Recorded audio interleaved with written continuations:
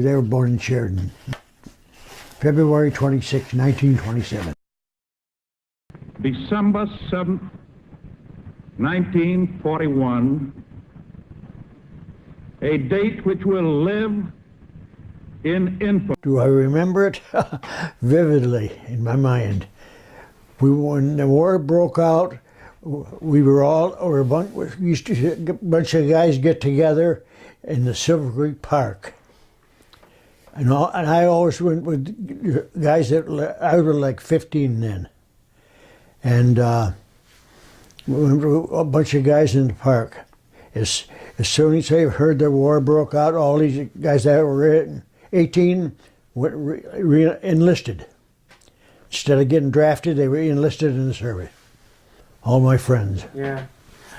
And of course, my brother got drafted. I was curious, 1944, did you enlist or were you drafted? No, I was drafted. I went in 1945. Here's what happened.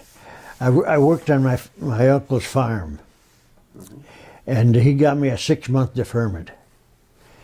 And after 6-month deferment, they put me in 1A, and I said, I'll go to the service. So that's what happened. Air Corps. Air Corps. Yeah. Where did you do basic? Here's I left from Dunkirk, got on the train depot, and went to New York Harbor.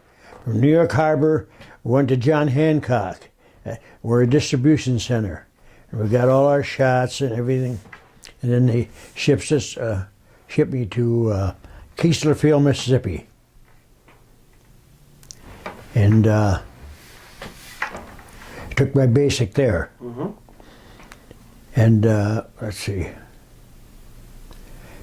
And after I took my basic, I got in a training command. So I couldn't be shipped out. So I was an instructor on the 45 range. Ah. And after I was instructor on the 45 range, and they after 3 months there, I went back to the range was out from the field, Kista Field, and I came back into the field. He's at the base, and all of my buddies were shipped out, but I was made permanent party. They couldn't ship me out. And so you were permanent party again. Where in Mississippi? Yeah, Keystone Field. Okay. Keystone Field, Mississippi. Okay. When I was on the firing range,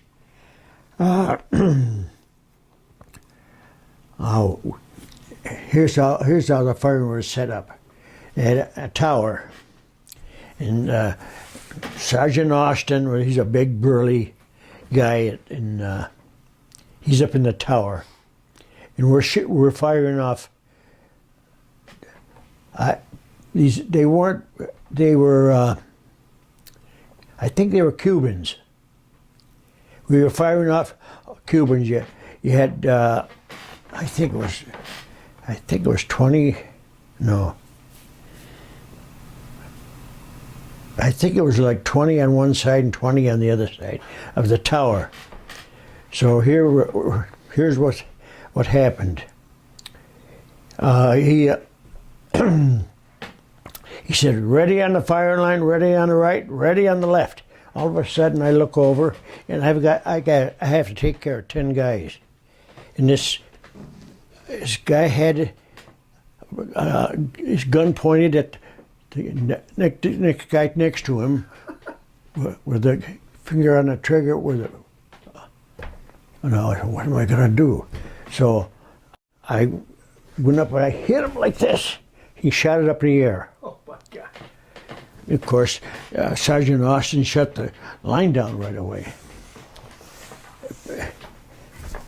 And says, I took the gun away from him.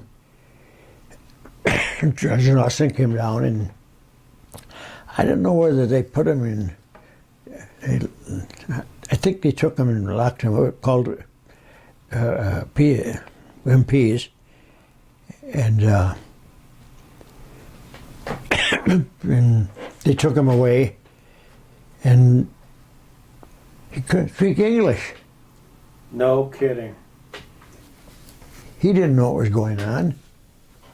You know, he could have killed that guy right next to him. What's a Cuban? Is that a type of gun? Huh? When you say they all had Cubans, what kind of, was that a gun? 45. 45. 45. So that's what you referred to that as a... Yes. They assigned me to a chemical warfare instructor.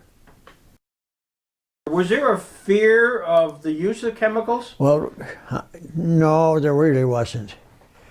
What we used to do is they'd put their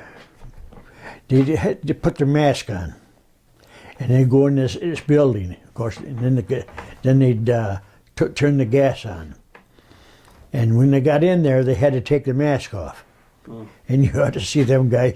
They used to come running out of there. What kind of gas was it? Do you remember? No, I don't remember what kind of gas it was, but it was potent. And they called me into the squadron and said, "You're going to be our new supply sergeant." Okay. So I got corporal stripes because I didn't have enough time in it for sergeant stripes. So that's where I finished my services in a supply sergeant. I got discharged there. They just, what happened was, let all draftees out. Right. So they kicked me out.